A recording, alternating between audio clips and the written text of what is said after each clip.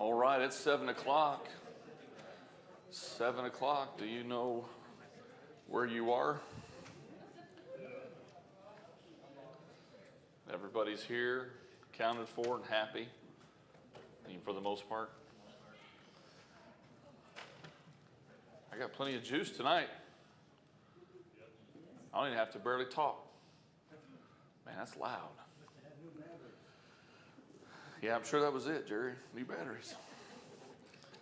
I'm sure that was it. How's everybody doing? Horribly? I thought you said horribly. So this is supposed to be the hottest week of the year. So what was the temperature today? Does anybody know? 106? That's the last I saw was 106. I didn't know if it might have creeped up and jumped up to 108 or what. But that's ridiculous, man. That's just ridiculous. I told myself I wasn't going to complain about the heat this summer. I did. I was like on purpose about it, because I get people complaining about the winter, and I love the winter. And so, I'm not going to complain about summer.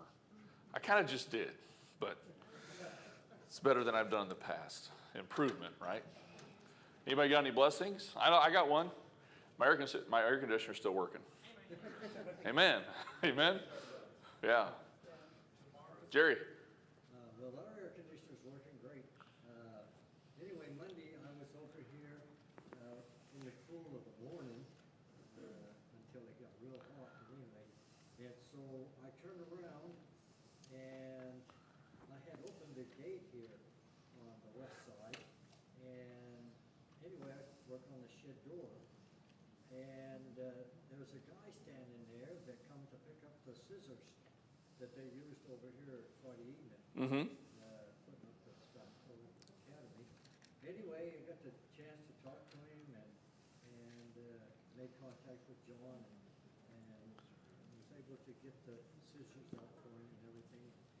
But in the meantime, he noticed on my belt buckle that I had on a pallet, and he just got back from Oshkosh from the EAA. Oh, really? And so we must have talked 30 minutes or so, and I was able to, he does have a church home, and his wife, and church, and so I shared some things with him and gave him a track, and I look forward to seeing him. His name is Trent, that's all I know. Good. Amen. Had a chance to witness to someone. Good. That's a blessing. He was. Amen. I got heated up. Yeah, buddy. Next week's going to be high 80s, low 90s. That is a blessing. That is a blessing. You are nailing it on the head, buddy.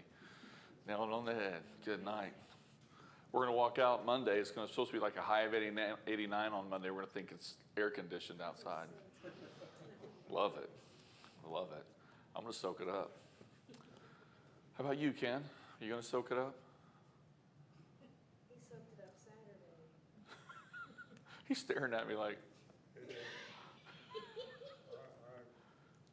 ain't going for that 89 stuff, high stuff. You're not going for it? You don't believe it? No, hundreds. You want hundreds? Yeah. Yeah. Gonna be that. You're not buying it. So you're preparing yourself for the worst. I see what you're doing there. That's not a bad idea because, it is Oklahoma, right? Right. It's Oklahoma, so they'll tell us 89, 90, 91, and then all of a sudden we come rolling up on Monday. We get up, we're like all pumped about it, plan some stuff, and then all of a sudden it turns into, 108 with a heat index of 1,000. Isn't it crazy? Like I was in Keene, New Hampshire, and it was 78 degrees. Yeah, that's what I said. Wow. And then Zach and Kate were like, it's kind of warm today. It's like, you've lost your mind. He already forgot, brother. I was in Watertown with my buddy Dewey. We were like gorgeous, man. Just like 80, 81, breeze coming off the lake, Oh, it was nice, man. And then he was like, it's kind of warm today. I love you, but you just don't know. You just don't know. You just don't know. Anybody else got any blessings? Yep. We're finally making headway on the storm that happened in June while we were at camp. We've been picking up trees and trying to get our chicken coop put back together. Yeah. And burning off trees because there's nowhere to go with it. Yeah. enough of the trees cleared out of the yard to where you can actually safely mow it. Oh, And so him and I both got out there to mow and weed eat, and I guess our neighbors decided that that looked like fun, and they joined us with 2 riding lawnmowers, knocked it out. Steven got to invite them to church and talk to them. They actually work with Brother Don, so they come over and they're like, hey, they chat all the time. oh, cool. They're super nice. And then we were able to go buy all the stuff that we needed for the chicken coop, and my dad and Steven spent 8 hours on Saturday putting a coop together, and we're this close to having our chickens back. I'm so excited. Nice, So, nice.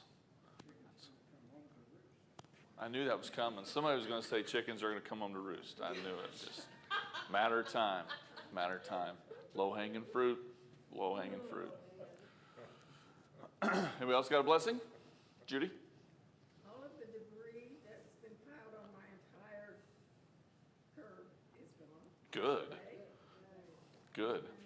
Then also I was thinking that the 2 little kids from across the street came over and rang my doorbell and brought me a fruit smoothie. They just, Oh, wow. I thought that was so sweet. That's sweet of them. They just, and they look out for me. Yeah. My kids are happy Yeah. for neighbors that are paying attention to Amen. the old lady across the street. Pay attention to the old lady across the street. I didn't say that. She did. I'm feeling it more and more. More and more is catching up. Yep. So, there's a guy who comes and buys eggs from me, and Yeah. he works at a big machine shop here in Tulsa, and he put my name into his machining company, and they needed me to make some parts for him. Yeah. It's Prior Aerospace, so I had never heard of them, but now I've got a small machining job here and there for a big corporation that could like make or break our little business out of our house. So it was a big blessing to get that job, and if all goes well and they like the parts, they said we'll just buy them from you instead of out of state. So, Wow. Just making them out of your garage, huh? Yep. How cool is that? And I've been doing it, I just never opened the door to advertisement, and it was just a word of mouth thing, and he just threw my name in the hat and was like, hey, he can make parts, and made them, and if they're good, we're gonna be making money on a big aerospace industry part. Fun. Especially for Blue Origin. Really? Yeah. That's what I cool. found out. That is cool. I'm happy for you, man. That's a blessing. Anybody else got one? Anybody? Anyone? Luke? Yeah, Ellie is turning 8 months or 9 months on Saturday. Wow. So just thankful for her, my wife, and baby on the way, and family got to. That's awesome, bro. 9 months already. good. Goodness gracious. Goes by fast, doesn't it? My soul. Won't be long, should be 1 whole year. Make me cry. Andrea's I'm so sorry. Gary? I hear you though. I would cry too. I mean, I'm with you. AC on my truck went out last week, Gross. and not only that, I mean, I could live with that for a little while, but then it shorted out and the truck wouldn't start. So, but now it's fixed, thanks to Brother Joe, Got your air conditioning going. and I had a nice cool ride through Oklahoma City today. Praise the Lord, man. Hey, air conditioning is a blessing, especially in your vehicle, you know? In your vehicle, it's something special in your vehicle. I sold that white truck, and I'm driving that little bruised up black and whatever color that is. And the AC does not do well in that. And so it's not a good thing. It's not a good thing. I may actually have to, like, buy a truck that's one color.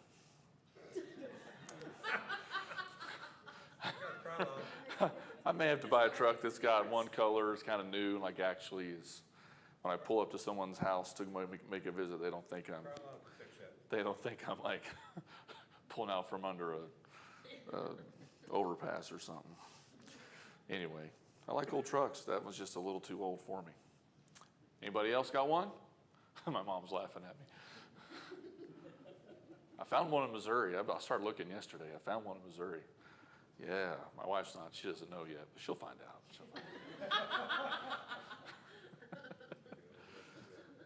Anybody else? No? All right. Hey, go to Ephesians. I'm going to step out of 1 John just a little bit. I'm either there's a longer lesson that I have that would be definitely broken up into two.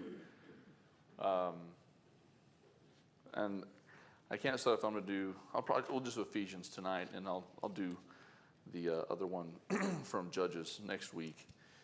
I feel like we're done with 1 John. We've been moving on out of that. And remember in January, we talked about doing some topics on Sunday night, Sunday afternoon, when we had our Fifth Sundays. And so I think I'm going to jump into some of those topics. Not this Sunday, because this Sunday we have a missionary, so be praying for this missionary. His name is Robbie Kitchens and his family. They're coming in. They're missionaries in Germany, and they are back, and they've got to raise a little bit more support. Their pastor called him and said, man, come on home, take some time back in the States in the summer and try to raise some more support. Nowadays, one of the things that sometimes missionaries do, and of course COVID impacted this, sometimes missionaries are going over and they think they've got enough money, and then all of a sudden they don't, because COVID hit and everything changed. And so there's even veteran missionaries like our missionary brother Harmon, who he had to come home, try to raise some more support, because COVID, man, people either struggled financially, had to drop, or cost of everything went up, and that balance got knocked out of whack. And so they had to come home. Well, this is a similar situation. Good guy, young guy. I think he's on his first or second term. I want to say first term over there. This is the end of it, trying to come back and raise some more support. So good fella. Looking forward to having him here. And he'll be with us all day on Sunday, but he'll be preaching on Sunday night. And he's a good guy. So it should be fun. Did I tell you Ephesians chapter 6 yet? Good deal. Ephesians chapter 6, we're going to start in verse 1, but it's not going to be our central focus. So we're starting verse 1. I think we're going to go through about verse 8 or 9. But our focus is really going to kick in somewhere around 5. And I want you to hear something, because I feel like one of the things I want to start working on in our Bible class is I want to take our Bible class, and I kind of want to start focusing in on teaching some doctrinal things in our Bible class and getting into some doctrine, because there's some things that people have a lot of questions about. And some people haven't been a part of, a good Bible-believing, Bible-preaching church. And so we need to work on some of those things so people can stay right there where we need to be. And then on Sunday nights, I talk to you guys about doing topics like why we use the King James, why we're not Calvinists, preaching on the home, equality, racism, alphabet community, all the different things that I talked about back in January. Had a whole list of things. And so I want to get that going, get that started. But there's no way we can cover why we use the King James in one Sunday. Like, there's no way to do that on one Sunday night. And so I want to do that. And then, the ones that are really hitting home, like we just heard a preacher talk about it, and I can totally concur, because he and I came into the ministry about the same time.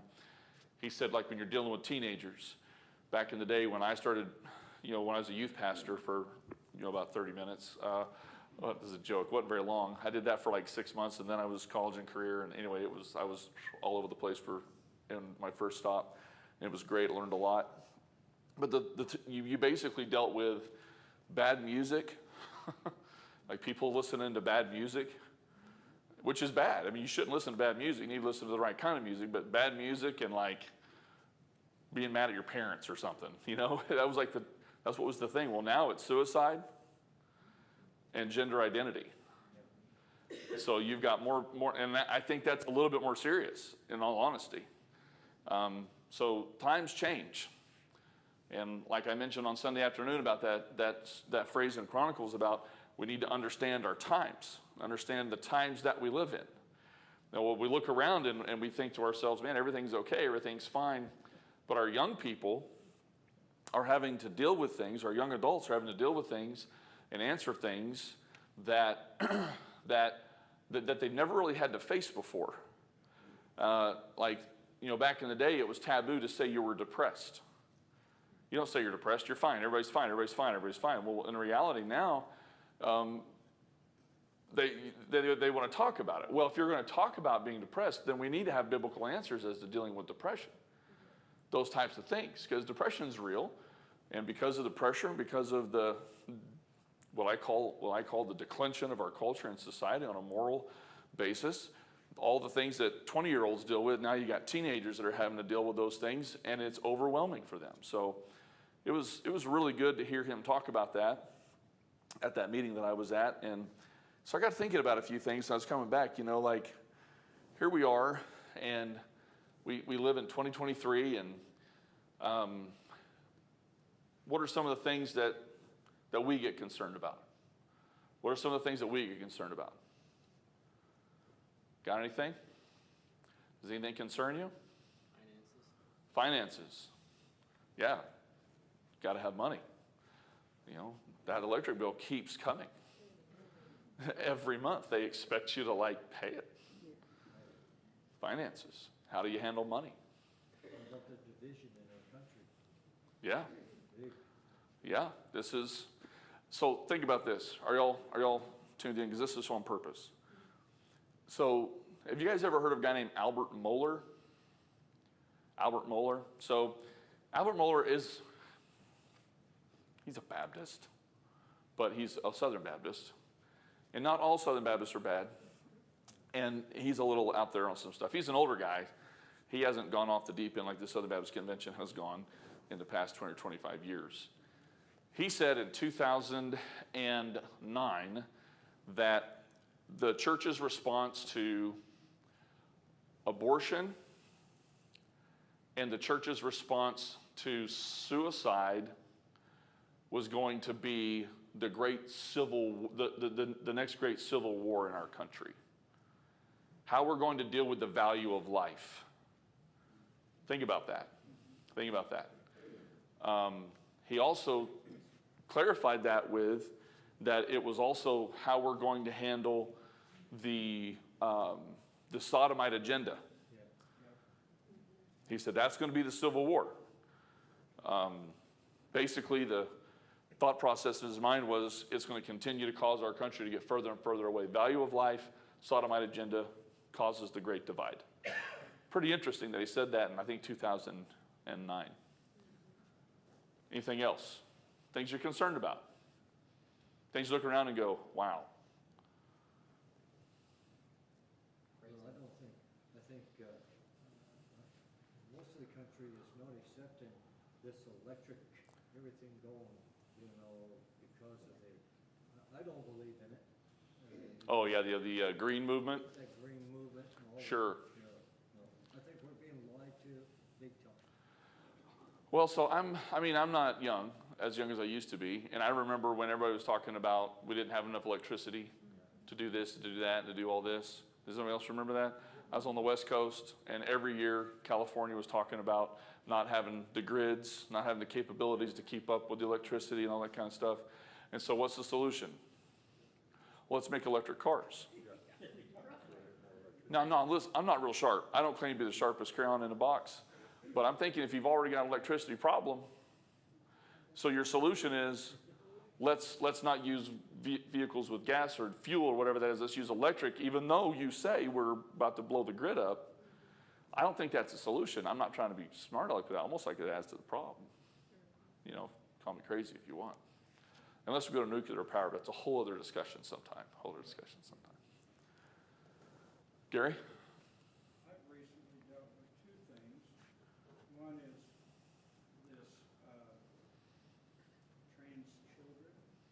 Sure. thing. I mean, this was with young people that grew up in church, good families. Sure. That have gone off the edge on this, and you can't even have a discussion with them. Right. A reasonable discussion. And the other thing is depression. Yeah. People are, they're just overwhelmed. Yeah. Their circumstances change and they have no grounding in Right. anything and they don't know where to go, what to do. Yeah. Something changes in their life that they thought was solid as a rock, thought it was going to be that way till the rapture. It changes, and then the wheels come off, their brain stops thinking, they become reactionary instead of becoming prayerful, and it becomes a major challenge. It is a serious thing. There are some states that are trying to pass laws that kids at the age of 11 can go in and have procedures done if they want to be a boy or if they want to be a girl. I the age of 11 make those decisions. It's a serious thing. It's not just talk. It's been referenced by people in the cabinet. President of the United States referenced it. Other people have referenced it. It's real. So, number one, you don't get to choose that. I don't care if you're 11 or 111.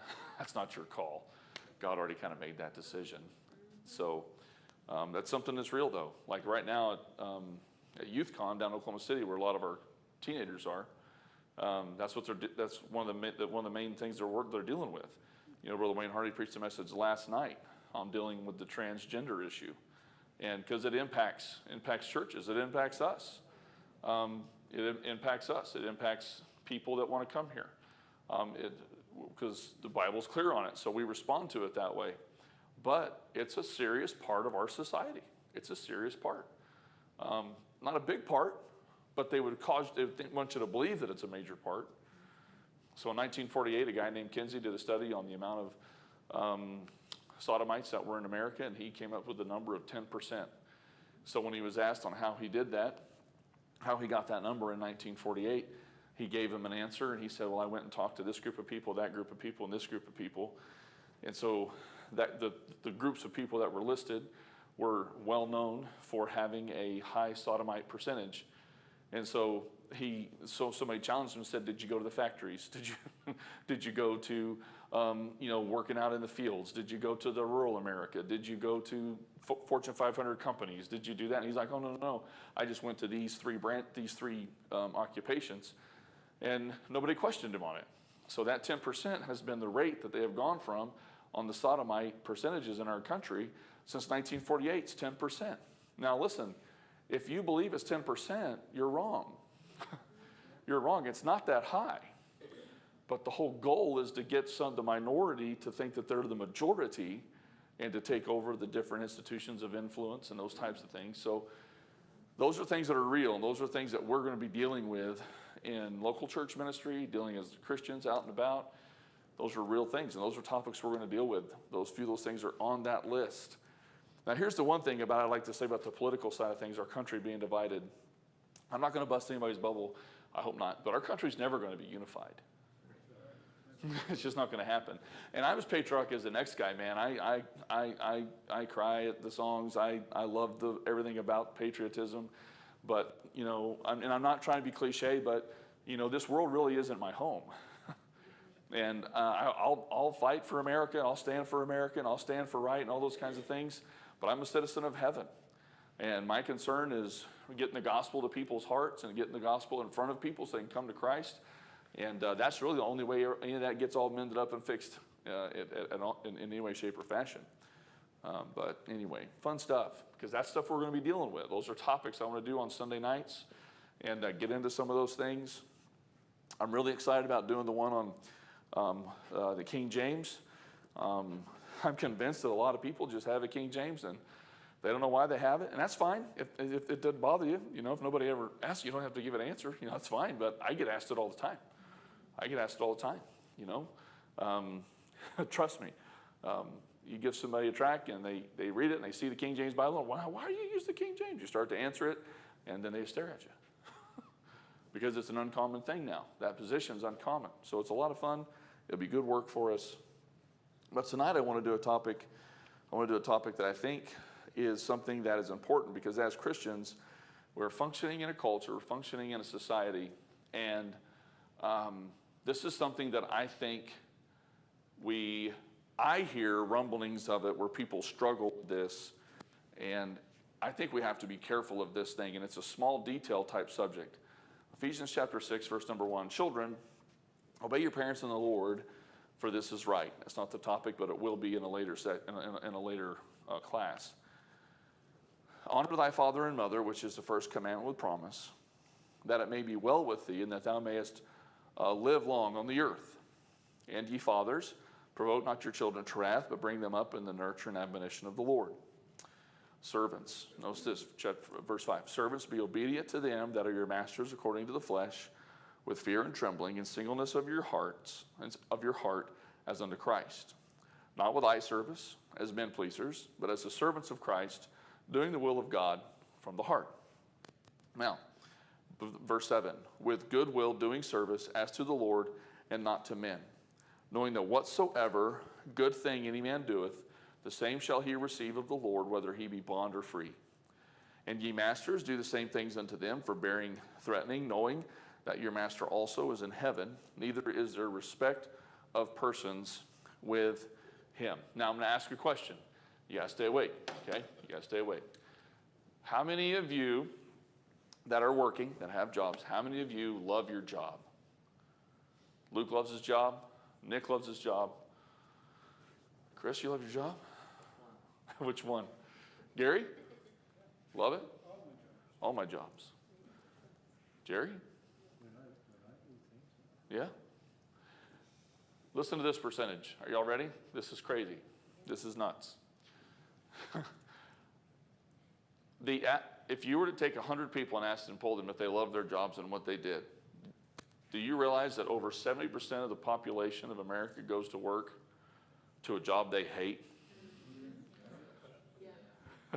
No, not like 10 or 12 or 15, but it's over 70% of the working force goes to a job that they dislike.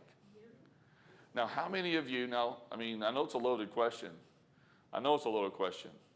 But how many of you can imagine going to work for 35 or 40 years at a place that every day you shoot nails and kick rocks?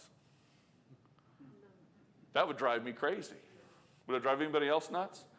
I'd be like, no, I'll do something else. I was shocked at that stat. Now here's the thing. Now I want you to hear this next part, because this part got my attention. Over 70% of the workforce, they go, I don't like it. They don't like the work. But here's one thing, but they like getting paid. And I know that sounds silly, but they said, but I love the wage I make.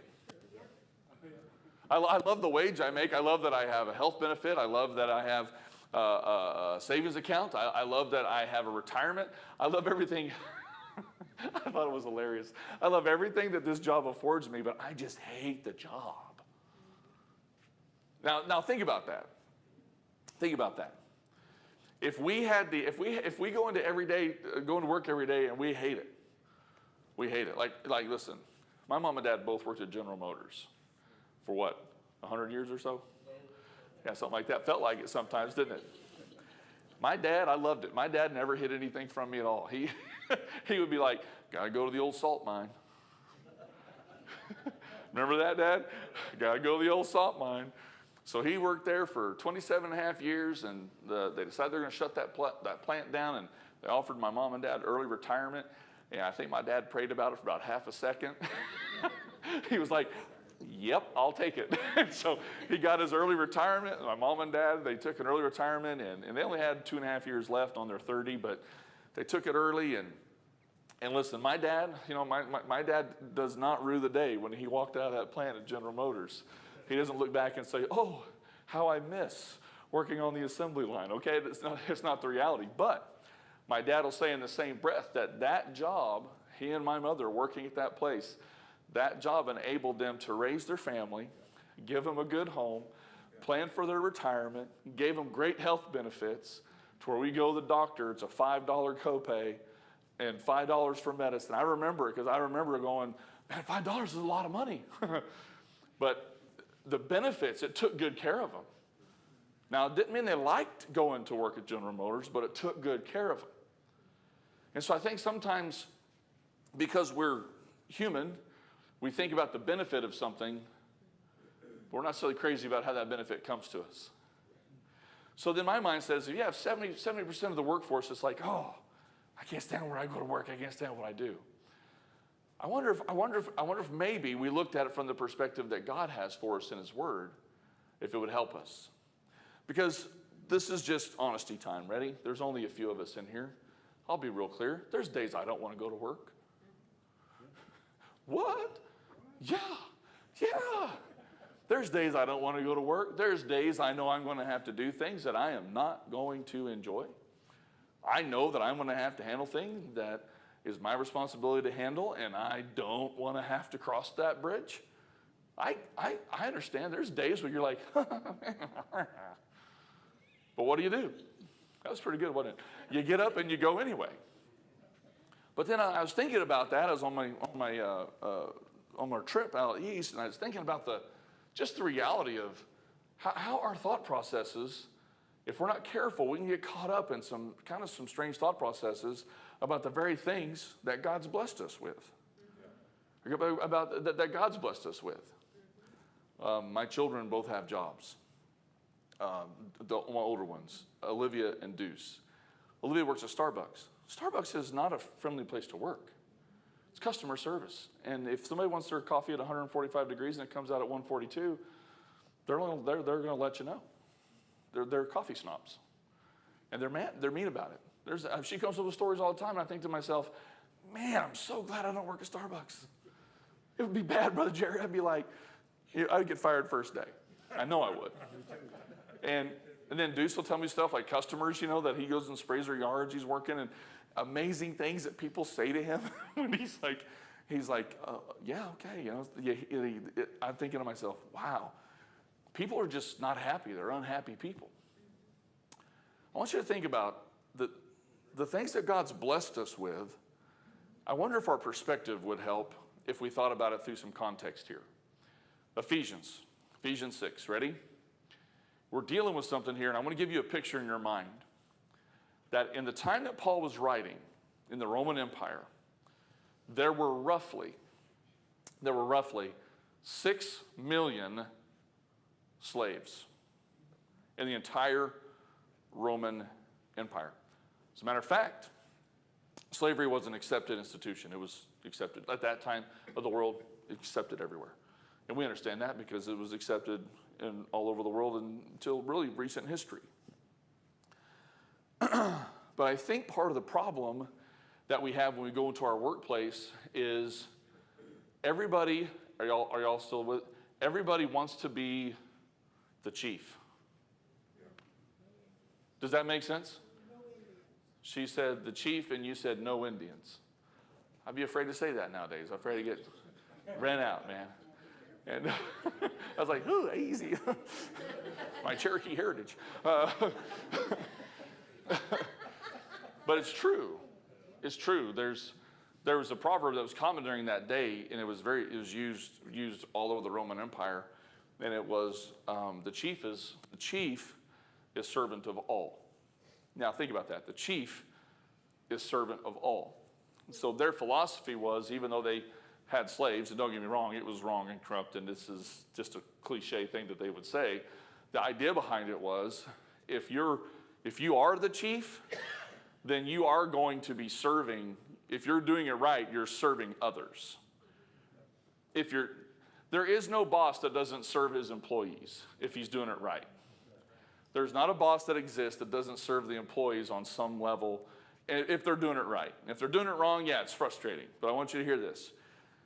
So in Matthew chapter 20, verse 27 and 28, the Bible says, and whosoever will be chief among you, let him be your servant, even as the Son of Man came not to be ministered unto, but to minister and to give his life as a ransom for many. So we have Jesus Christ, who's the very Son of God. We have Jesus Christ, who came to earth. What did he do? He came to earth to minister. He came to earth to minister to us. He came to earth to bring the gospel, to pay the ransom for many. He came to seek and to save that which was lost. Now listen, this is the King of Kings. This is the Lord of Lords. This is part of the triune Godhead that took on human form and came to this earth, and he's saying that he is here to minister, which means he's here to serve. Listen, that's one of the things that word is not some big weird word. I hear a bunch of yahoos try to get to this word minister, and they try to get all this weird definition of it. You work too hard to give a simple definition. It basically literally means to serve. It's the same thing that talks about deacons. Deacons are not supposed to pastor the church. Deacons are not supposed to do certain things that the deacons have been put in since about the late 1800s. That's not the responsibility of a deacon. A deacon is supposed to minister. A deacon is supposed to serve. And so when we understand that we're listen, there's no one who is above serving, and we understand the reality that as we minister, and if we are going to serve, it's something that we all do together. We have to understand when it talks about this aspect of ministering, it's not just some light thing. It's not just some small thing. It's something that we all do for the Lord. that we all do for the Lord, no matter what it is that we do for the Lord, no matter what the role, no matter what the calling, no matter what the place, no matter what area, it's all as unto the Lord, and it's done for Him. So I want you to think about this. What does your job afford you? Freedom? Because you work for yourself. You're a Financial freedom, just like having money going to a job affords you some level of financial freedom. financial freedom. What does your job afford you? Mine is relaxation. Huh? I may have pressures on the ground, but the minute those wheels come up in the wheel well, I'm Once you're flying. I'm still instructing.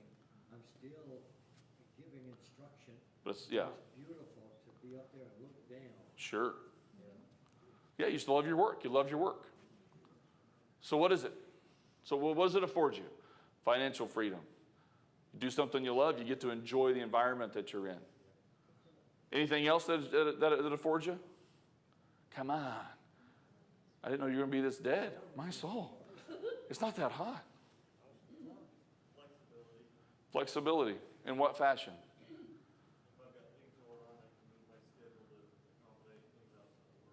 Aren't flexible schedules great? When a company allows that, a flexible schedule, that's a blessing. That's a real blessing. Super helpful. Phenomenal. With a family, it's very helpful. What else? Mine affords me time with my kids. I don't get paid for it, but. Yeah, affords you time with your kids. You do get paid for it. Miss a moment. You get paid big time for it. You're one of the richest people on the planet. Gives you a peace of mind. Don't miss a moment, do you? And Stephen's job affords that for our whole family. It's precious, isn't it? It is. It's a gift. Yep. Anybody else real quick? Because There's an opportunity to interact with other people that I normally would not be interacting with. Right. Yeah, so basically, and that's something to think about because it's real, is wherever you work, whatever you're doing outside of the walls of the church, that's your opportunity, that's your door, that's your window of influence that you can try to have with the gospel. Now, people always kind of, especially, certain groups of people kind of wink at that and say, oh, it's not that big a deal. Hey, you go to work and you work inside that job and you work hard and you go do those things and you show yourself to be honoring to the Lord, that's going to stand out to people. They're going to see it, and people are going to respond to that. And you're going to have an opportunity to glorify God, even in that. It's amazing. What else does your job afford you? Self-worth. Feels good to accomplish something. Yeah. House and a car, man. I mean, house and a car. Necessities, It's nice to have a roof over your head. I'm glad I'm not sleeping outside tonight that I know of. I'm glad I'm not. It's going to be 100 degrees tonight until like midnight. It's going to get all the way down to like 91. Yeah, that's a blessing. Right? It affords you things. We've got to move on, Jerry. It affords you things in life. I know people that like to travel. You don't travel if you don't make money.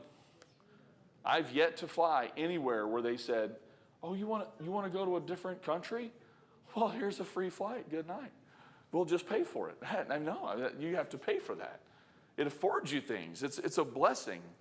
And sometimes in our mindset, we think to ourselves, I go to this workplace, I go in, it's hard, it's all these different things I got to deal with, but think of what it supplies you with. So when God talks about this aspect of serving, this aspect of being obedient to them that are masters according to the flesh, with fear and trembling and sinews your heart, listen, as unto Christ, it's a wonderful picture. It's a wonderful picture. With fear and trembling, it's interesting because there needs to be a certain level of zeal in the things that we accomplish in the workplace. I'm going to brag on somebody real quick who was a super encouragement to myself and to my wife. We needed some help, and he came to help us. And I mean, he was darting all over the place, taking care of stuff. He did it with a smile. He was enjoying his work. He was not begrudging it. He just wanted to be a blessing. And I thought to myself, that's somebody that actually loves what he gets to do. Like, he likes doing it. He doesn't go to work and be like, oh, I got to do this again. He loves it. And so I thought about this reality is that when it comes to our work, when it comes to our efforts, it ought to be something like when service be obedient to them that masters according to the flesh, Give ourselves to it. You give ourselves to the duty of it. Give ourselves to the responsibility of it. Hey, listen to this. Because of your job, because of your work, because of what you do you understand that that's one of the key things that enables you to serve Christ? It enables you to serve God. If you and I looked at our jobs to where we said, if I go to work, if I go to work and I go do these things, I'm going to be obedient. I'm going to be obedient and serve in the same fashion as I serve Christ, as unto Christ. So the same way that I serve Christ because I love him, the same way I serve Christ because of what he's done for me, the same way that I serve him because he loved me first, I'm going to go to my workplace and I'm going to give that same effort in the workplace as I do, the masters of the flesh, as I do, hear me now, as I serve my Lord. And it's amazing to me how sometimes people will have a hard time submitting and surrendering to Christ and serving him, also have some of the most challenging times in the workplace. Now, I'm not trying to be a smart aleck because I know every workplace is different, and I've worked in some doozies where you say, wow, I have two choices in life. I am going to have to submit to this and just do the best I can, or I'm going to find a different job. You know what I mean? We've all been there. But it's amazing to me sometimes the correlation that takes place there. I want you to see also when it talks about in that singleness of heart, listen, there's a dedication to it. Listen, God has called us to certain things. God's called us to love our families. God's called us to love our wives. God's called us to love him. God's called us to minister. God's called us to serve. God's called us to not neglect our families. We don't work so much that we neglect our wife. We don't work so much that we neglect our kids. Listen, everyone has their different position on this and different philosophies. Somebody says, I'll go work 120 hours a week, and that's my way of showing my wife and kids that I love them, and then we'll do things on Saturday, and we'll get all caught up. And I listen, whatever. If you want to do that, that's fine. But I still think that the best way to show love to our wives and show love to our children, men, it's not spelled M-O-N-E-Y, it's spelled T-I-M-E. What did you say? That's a Travis Tritt song? Randy Travis song? Is that an old country western song? Well, good night, man. I should have got a guitar out. Should have been like, I should have paid a little homage to old Randy. Man, I'm sorry. I had no idea.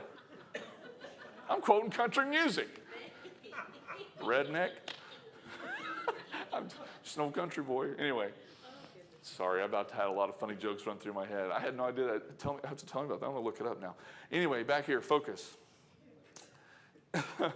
I think, but all of it requires balance. And all of it requires choices. All of it requires choices. There are seasons that you have to put more effort, work for those things. There are seasons that, but it doesn't have to be that way all the time. But we need to, when we're there, we need to give our best unto the Lord and serve in that way as unto Christ, singleness of heart. Verse 6, not with eye service as men pleasers, but as the servants of Christ.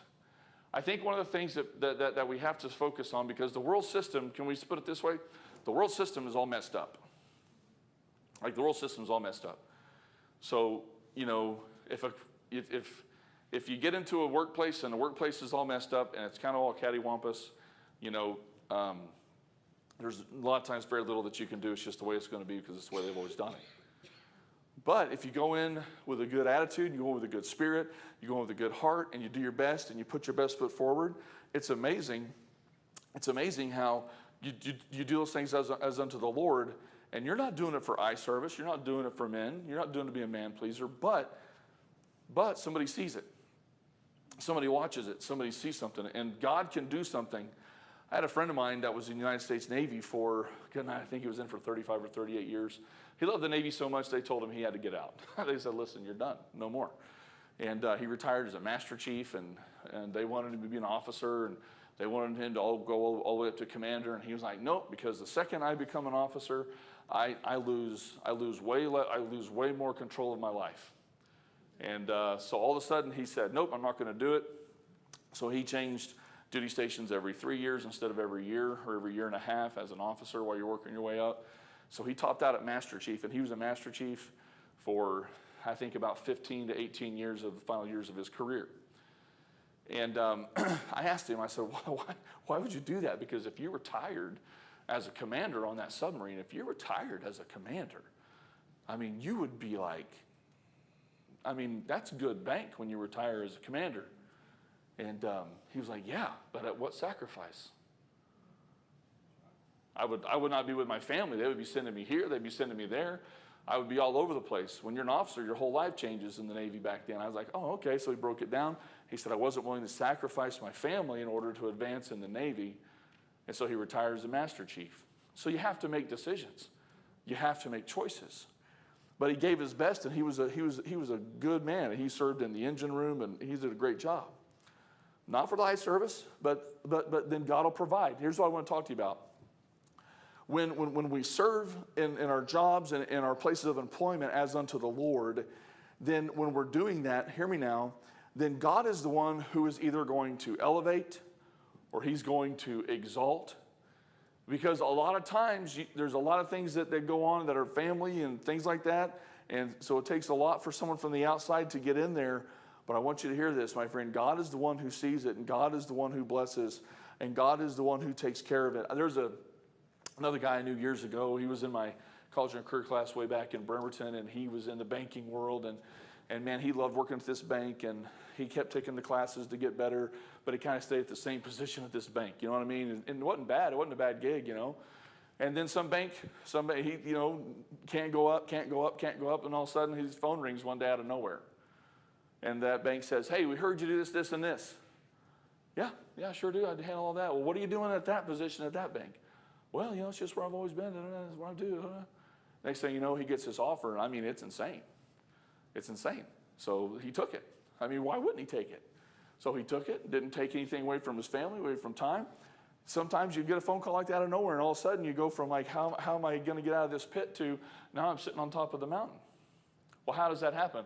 It's not because man does it, it's because God does it. It's not because man does it, it's because God does it. So I think it's really important to understand when we keep our mind and our heart focused in there, and we don't get caught up in all the things that are going around us. Hey, you know, listen. One of the things that really hurts a lot of people when it comes to going into the workplace, and I was guilty of this when I first got into concrete work. I was sitting there looking around thinking to myself, why am I working? I mean, I honestly said in my mind, why am I working so hard? Why? Because everyone else is making all the money, and I'm working hard, and I'm not making any money. So I went to my boss, and I said, hey, you know, boss, did you have a problem with me doing side jobs? And he goes, you don't have to ask permission for that. And I was like, oh, I just thought I was being nice. I thought I was being polite. I was like, so I can do side jobs? He's like, yeah, absolutely. You know what you're doing? Go do side jobs. So I started doing sidewalks and driveways and doing all kinds of stuff. And all of a sudden I realized, there's a whole lot more cheddar in concrete when you're running the work than when you're pulling the mud. So I started doing those things, and man, things took off for us. And it was great. Got us through Bible college, got us out of Bible college debt-free, and paid off everything and had all this and moved to first place in ministry with money in the bank and no debt. And God gave me all of that when I was in Bible college. He gave all that to me. It wasn't because, I mean, I wasn't great at it, but I did my best with it. Anyway, God blessed it. God blessed it. I think it's important to understand when we're in the workplace that we still carry a testimony. We still have a purpose. Even the most challenging of workplaces, we still have a responsibility to do those things as unto Christ. And especially as young men and young women that are out and you're out there working, you're doing those things, you have a responsibility to do those things as unto the Lord. It's a challenging thing because sometimes when you're young, you've got energy and you've got passion and you got all those things and you're fired up, and then, you know, it's not going the way you want. And all those things, you just got to be mindful that if you do that as unto Christ and just trust Him in it, God has a way of showing His hand to be mighty in the midst of those challenging situations. I want you to think about this in the last part of verse number 6, going to verse number 7. He says, doing the will of God from the heart. So therefore, it starts talking about our intention. It starts about where it's coming from. It starts talking about where it's initiating. Now, this is important for us to get a hold of. But as servants of Christ, doing the will of God from the heart, verse 7, with good will, with good will doing service as to the Lord and not to men. So think about this. Paul takes it, in my mind, to a completely different level. He looks at us and says, He looks at those believers, the church at Ephesus. He looks at us at New Heights Baptist Church, and he looks at us and says this, listen, you're going to be serving in the world. You're going to be serving. You're going to be serving out in the midst of challenging times and challenging situations. Do it for the right reasons. Do it with the right intentions. And do it intentionally with goodwill. With goodwill doing service. I think it's a super thing to grab a hold of and to try to get into our minds and our hearts, the reality. Have any of you ever gone to work and been surrounded by grumpy people? Hey, you're like, duh, like every day. All the time, right? All the time. When I did concrete work, we'd show up and we'd have to be there at some ungodly hour, just ungodly hour, especially in the summertime. There were times we'd have to be at the job site at 2:30 in the morning. I'm thinking to myself, what kind of nutbird gets to work at 2:30 in the morning? Me, right? So you're standing out there, you're getting your hard hat on, you're getting your boots on, you're getting ready to go pour some mud and do all that. And the whole time everybody's complaining. I was too tired to complain. I was like, I don't want to be here, but they're complaining. And they complain all day. All day long they complain. I remember one time I'm sitting there and we're doing this job. There's this guy I worked with. His name, he'll remain nameless. But summertime, right? Do you guys know when you when you go into a big job and they have those big drills that they drill down the ground, those big augers, and they go down deep, and they got those big trucks with the big booms that go up 150 feet. There's casings inside that make it actually 150 or whatever, and they drill down. They're drilling piers. Joe, you know what I'm talking about. Well, back in the day, we would have to get those drilled, and we had to put what I called sonotube, probably had a different name, down in those holes.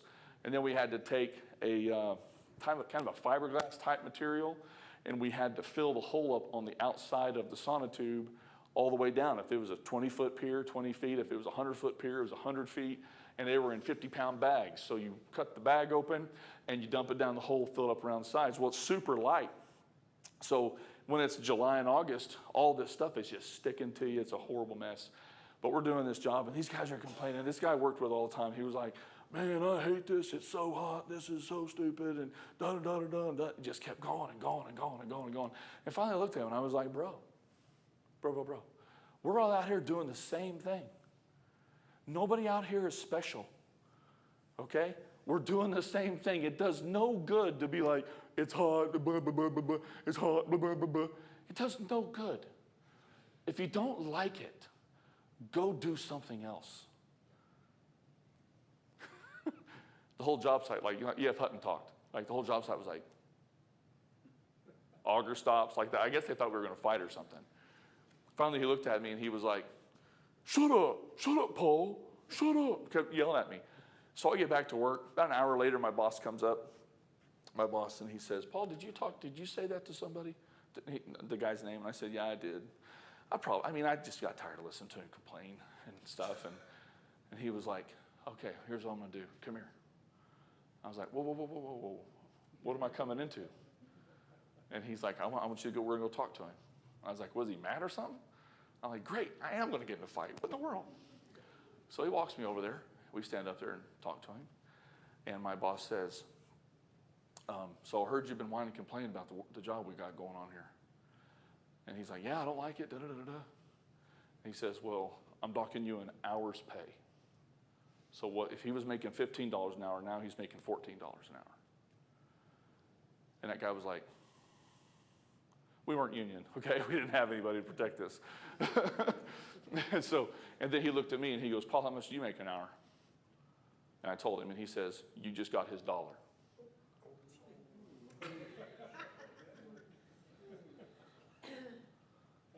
And turned around and walked off. And so I was like, that did not go how I planned it. So I went back to the boss later and said, man, I can't do that to him. I can't do that to him. I won't take it. I won't take it. I won't do that to him. And that's an example. I got fed up with something, took it into my own hands, and then he literally took me to the face of the guy and took food off his table and put his food on my table. See what I'm saying? That wasn't my intention. Took it in my own hands. So I went back to the boss and said, put his food back on his table.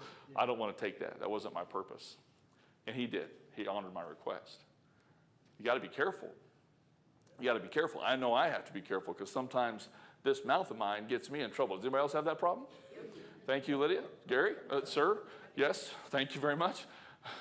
I think that's a majority. so it's reality, though. You got to be careful. Okay, be careful. So I want you to hear this. I want you to think about this. Whether it's secular work or it's full-time Christian service, whether you're in the ministry, whether you're full-time Christian, whether you're full-time Christian service, pastoring, missionary, evangelist, whether you're working in the secular world, all of us, I want you to hear me because I'm serious about this because I think we need a mindset change. We're all in the ministry. We're all in the ministry. One of the things I try to encourage Olivia with working at Starbucks when somebody's driving her crazy, he said, don't forget, even though they're driving you crazy, even though it's frustrating, you're still a Christian, you still have Jesus in your life, and that may be the only opportunity you got to be a witness to that person, to be a light. Even if you don't give her the gospel, but you don't pop a cork and yell, and you don't treat her bad, or you don't treat him bad, but you show him grace and kindness, that may be your opportunity. You don't know what it might be, so be mindful, be careful. Now, I've noticed my son getting a little older. I think he's getting a little more testosterone because sometimes he'll come to me and be like, some guy said this when I was spraying his yard. And I said, well, what'd you say back? And he'll smile, like, well, I didn't say what I wanted to say. And I was like, well, there's no glory in that. He's like, what do you mean? It's like, you don't know what this guy is. You don't know what's going on with his life. You don't know what's happening. That might be your only chance. Well, what do you expect me to do? Just say, like, yes, sir? Yep. You are providing a service.